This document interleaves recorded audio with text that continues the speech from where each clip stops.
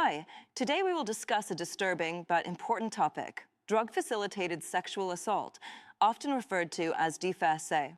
The U.S. Drug Enforcement Administration defines DFASA as sexual assault in which alcohol or drugs are used to compromise an individual's ability to give consent. These substances impair memory, reflexes, and decision-making, leaving the victim unable to resist or even recall the event. It is important to note that this type of crime is not limited to date rape.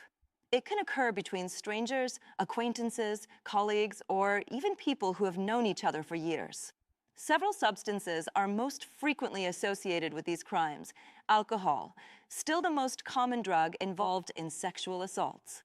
In high doses, especially when mixed with other substances, it can lead to unconsciousness and memory loss. Rohypnol, flunitrazepam, a benzodiazepine with strong sedative and amnesic properties, never approved for medical use in the United States, but available illegally. GHB, gamma-hydroxybutyric acid, and its precursor GBL, both can induce euphoria, drowsiness, and loss of motor control. Overdoses can cause respiratory depression, coma, or death. Ketamine, a dissociative anesthetic. Victims under its influence may remain partially conscious of their surroundings, but unable to move or resist, often with no memory of what happened. The central effect of these substances is the loss of capacity to consent. In legal terms, diminished capacity means that a person who is asleep, unconscious, confused, or chemically impaired cannot legally provide consent to sexual activity. The onset of effects usually occurs within 20 to 30 minutes and may last for hours, depending on the dose, the substance, and whether it is combined with alcohol. Typical symptoms include dizziness, slurred speech, nausea, loss of coordination, and, finally, unconsciousness. Psychological and social impact.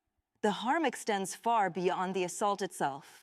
Many victims wake up with memory gaps, confusion, or the sense of having lost time. This often leads to deep psychological trauma compounded by guilt. Maybe I drank too much. Maybe it's my fault. It is crucial to emphasize the victim is never at fault. The responsibility always lies with the perpetrator who deliberately exploited chemically induced vulnerability. Unfortunately, fear of disbelief or lack of clear memory discourages many survivors from reporting the assault. This silence contributes to underestimating the real extent of the phenomenon. Legislators in the United States have recognized the severity of the issue. In 1996, Congress passed the Drug-Induced Rape Prevention and Punishment Act, imposing penalties of up to 20 years in prison for anyone who administers drugs to another person without consent to commit a violent crime, such as Rape.in 2000. The Date Rape Drug Prohibition Act classified GHB as a Schedule I controlled substance after several high-profile cases of young women dying when the drug was slipped into their drinks. These laws underline two essential points. Society considers this crime exceptionally serious. For justice to prevail, evidence is required. Biological samples, toxicology tests, and timely reporting point one of the greatest difficulties is that many of these substances leave the body quickly. For example, GHB can disappear from blood within 6 hours and from urine within 12 hours. GBL converts to GHB inside the body.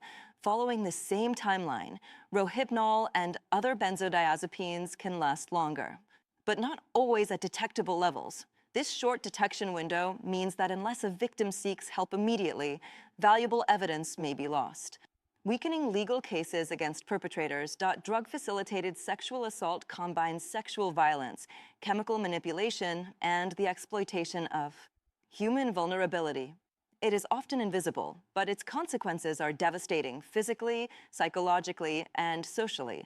Prevention must focus not only on personal caution, but also on accessible, practical tools for detection and protection. This is why initiatives like Care for Freedom are crucial. We are working to make free detection kits available, tests to check drinks for rape drugs, and rapid self-tests that young women can use if they suspect they have been drugged. These tests could provide the proof needed to put perpetrators behind bars. Remember, under U.S. law, offenders can face up to 20 years in prison for drug-facilitated sexual assault. But that requires evidence, and timely access to testing can make all the difference. .by supporting the upcoming Care for Freedom crowdfunding campaigns, you can help distribute these life-saving tools, protect potential victims, and bring many criminals to justice. Because prevention is a right, and freedom is not negotiable.